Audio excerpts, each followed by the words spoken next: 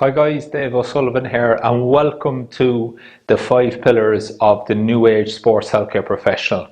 Now, the 5 pillars have stood me the test of time, and it's a great exercise for you to step back and just reevaluate where you are in terms of your search for either clinical excellence, sustaining long-term successful patient outcomes, or really having that confidence where, any patient that comes in, you don't doubt yourself. You've got a clear plan for them.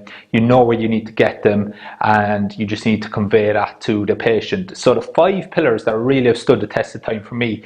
The first pillar is the subjective assessment, okay? So if we break it down and we put subjective, okay? That is my first pillar where we have to nail, and that's usually the pillar that a lot of people are weak on, okay? So a lot of people, we bang through the questions, but there's no real thought in the questions that we're asking the patient or the significance of that for what we see later on with another pillar, okay? And as my good friend Carl Morris likes to say, we need to ask better questions, okay, to get better answers, okay? So just keep that in mind. The second pillar that I think is very, very important for the New Age Sports Healthcare Professional is the objective assessment, okay? So we need to be very clear, okay, on actually what we're looking at, okay? So, one of the biggest things when students come into us, especially in the sporting setting, and I ask them to do a test, there's no kind of logical reasoning why they're asking someone to do something. They're literally rattling off what they've been taught in university, okay, like a robot, but they're not actually appreciating, okay, why is this athlete deciding to move in this way at the moment, okay? And then resisting the urge to make a diagnosis based completely on the objective assessment. Because the one big thing that we need to understand is that this guy is reacting to the subjective assessment, okay? So the objective assessment, all that's showing us is the reactions to how the body has self-organized itself in the here and now. And at some point, that patient or that athlete's nervous system thought that it was useful for them to organize themselves in this way. Okay, and we have to respect that, and we have to be very, very careful with that. Now, the next pillar is the treatment or the intervention. Okay, I'm very slow to say treatment. Okay, so intervention, excuse my writing. So the intervention is very, very important pillar, okay? So whether that's you're a pain science kind of person where you're very much about education, whether you're a hands-on therapist or whether you're a exercise-based therapist, that's your main intervention, or whether you're a combination of all, okay? And me personally, I'm a combination of all, okay? So that's a very, very strong pillar as well. And for the majority of people, that's where I think we spend a lot of our money on CPD. Okay, so already we've got 3 pillars, we've got 2 to go. You'll see that a lot of people, they're spending the majority of their CPD on the intervention. They're learning dry needling techniques, they're learning hands-on techniques, and the reality it is that maybe this and this are the weaker pillars at the moment that they need to build up a little bit, okay? But the majority of us, we want to go for that dry needling certificate, or we want to do something. And then all that happens, and you know it, and I've been guilty of it, that when we get back from a course at the weekend, the first 5-6 patients that come in, especially if they're back pain, they're getting a glute med dry needle. Okay, I've been there, I'm going to hold my hand up. But what the New Age Sports Healthcare Professional does, they take a step back and they ask better questions. Why is that glute med carrying this protective tone at the moment? Okay, why is that person moving dysfunctionally at the moment? Okay, if you want to call it that, whatever that is. But all that objective assessment is a reaction to that patient's story. Okay, so we need to understand that. Then the last 2 pillars, okay, I will put as rehab. Okay, so in terms of rehabilitation, restore, reassure, okay? So then we kind of go into that graded exposure, okay, of starting to load tissues again, if we think that there's peripheral tissues involved, okay? And then we start building it up so that we give that patient, as Louis Gifford says, thoughtless, fearless movement, okay? Then the last pillar, which I think is missing in the majority of clinicians, and it's not our fault really, because we're not really taught this in university, and that's my resilience pillar, okay? So my final one, and I'm going to put it here, okay, is resilience. Okay, excuse my writing, okay? Resilience or robustness. Okay, that's the key here. Once we get someone out of pain, that's half the battle, okay?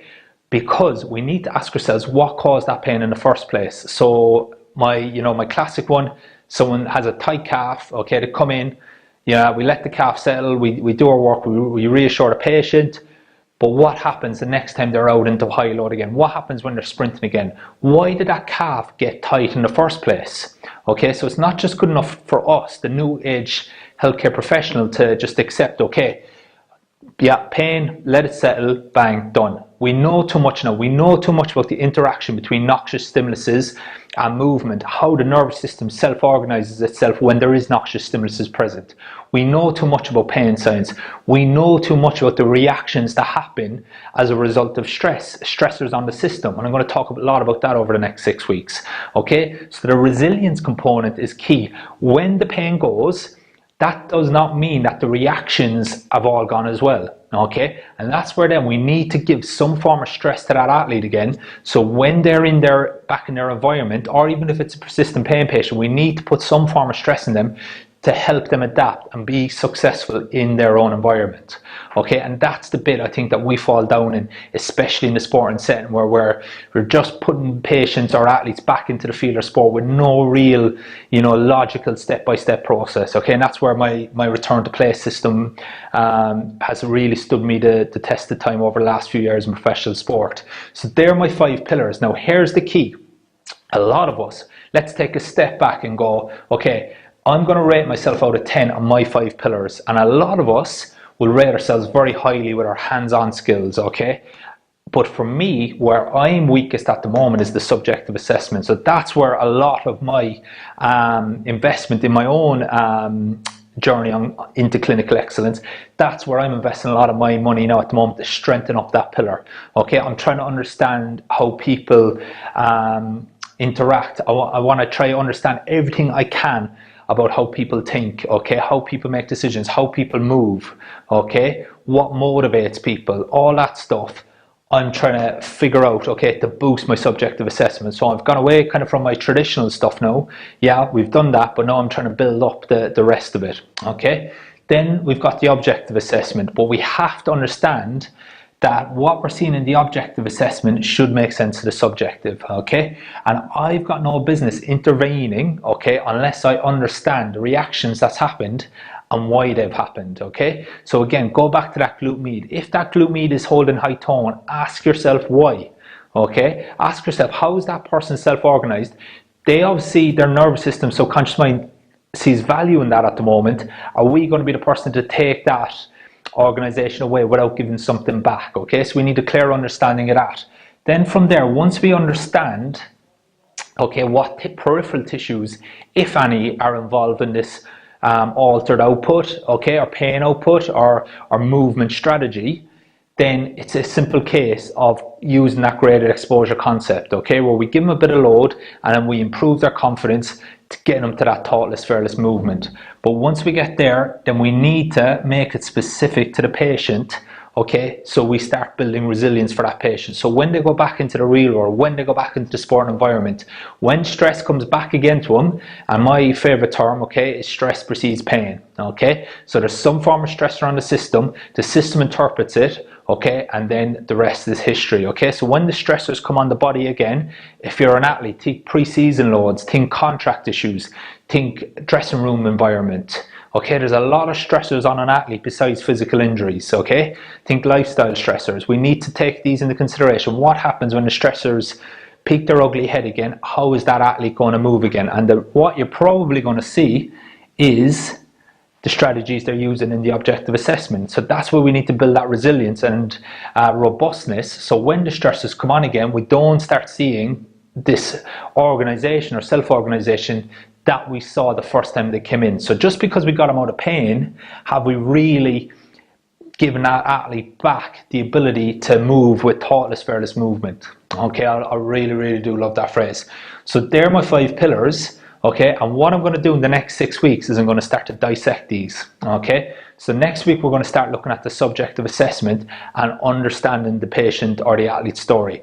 Because if I don't understand that and I don't know exactly what that patient wants, okay, then I've got no business designing a rehab plan. Okay, I've got no business being over here unless I understand that patient's story, where they are now and where they want to get to.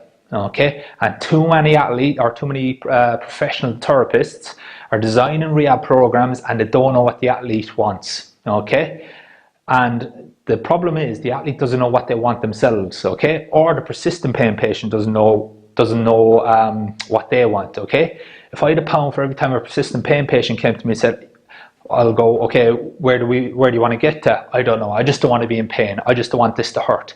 Okay, but where do you actually want to go to? So the patient themselves don't know where they want to get to. So how, in the name of God, can I build a rehab program if that person doesn't know where they want to get to themselves? Okay, so that's where that's going to be so important. Okay, so we're going to talk about that next week.